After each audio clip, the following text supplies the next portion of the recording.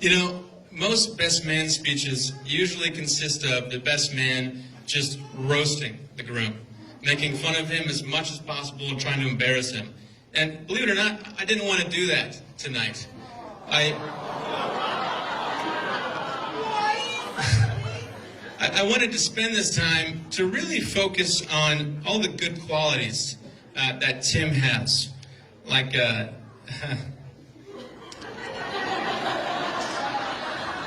well, thank you all for coming. Have a good night. No, I'm only kidding. Tim's a great guy. Well, as you may or may not know, I'm Joe Linen, Tim's favorite brother. Yes, his only brother, but that doesn't matter. And as his only brother, I believe it's my duty to tell you a little bit about little Timmy here. Tim and I first met 22 and a half years ago. It was August 20th, 1991, one of the greatest days in human history, the day I was born. I don't remember much about that day.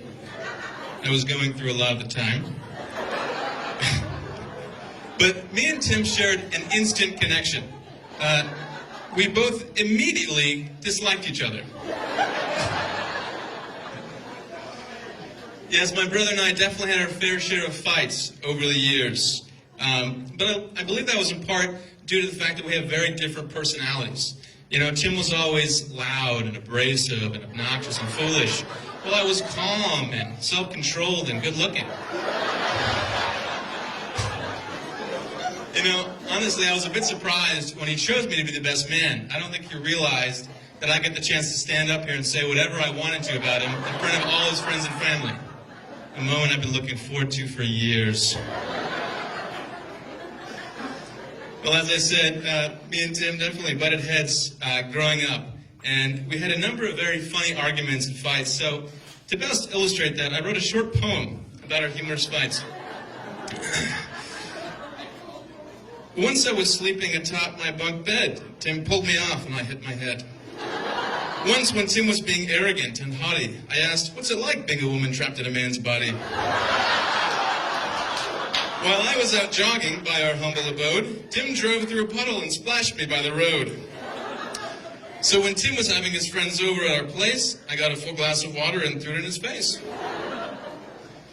While he was waving around his new pocket knife, he accidentally stabbed me, causing some strife. It was my finger, but... When I beat Tim at ping pong, he took it pretty hard. So he threw the ping pong paddle into the neighbor's yard. When Tim made me angry, I sometimes took it too far, and so I may or may not have peed on his car. And so this is just a small sample, believe it or not, of some of our fights. But I think you get the point. And I think the positive in all of the fights and arguments we had is that we both became really good at asking forgiveness.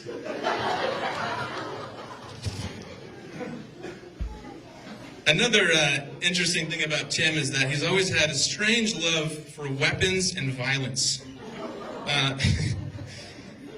Tim once had an actual sword delivered from Amazon to his cubicle at work. They had to institute a no weapons policy just because of Tim. They said it was cutting down on productivity. Good again. Tim also used to hide behind his window with his pellet gun for hours so he could shoot and hang any squirrels that came into our backyard. Yes, I said hang, like with a little noose and everything. Yeah, it was shocking when he joined the Marines.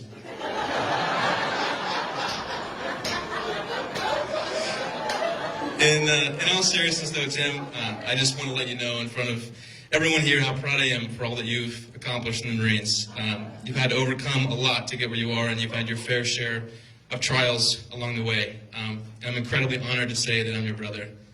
Not just because you're a Marine, but because even though we don't always see eye to eye, you're still the best brother I could ever ask for. I love you, bro.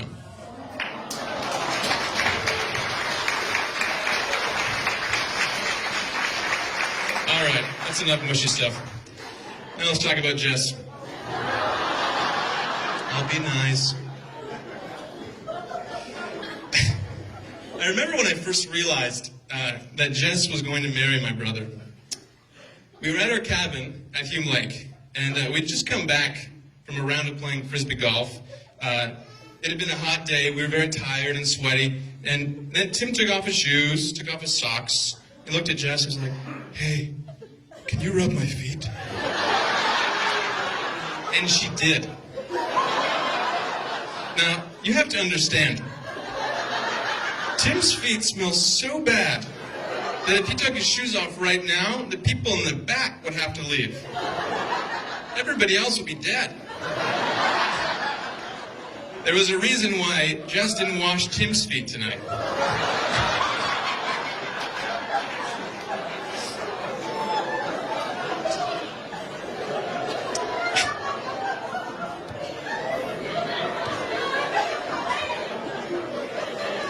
Well, Jess, you are a beautiful bride, and you have so many great qualities.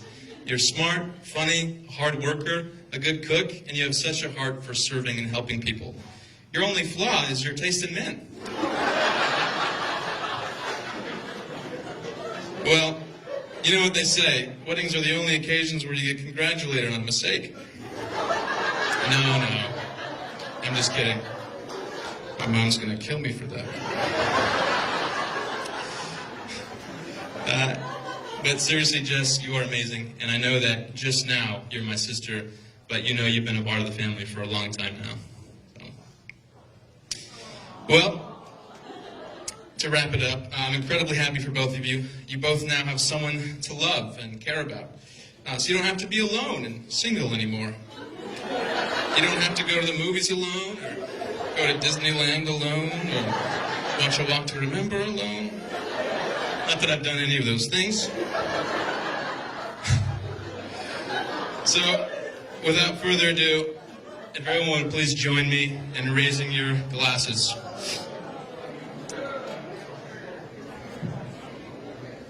To Tim and Jess, a lifetime of love, unity, and happiness. God bless you guys both.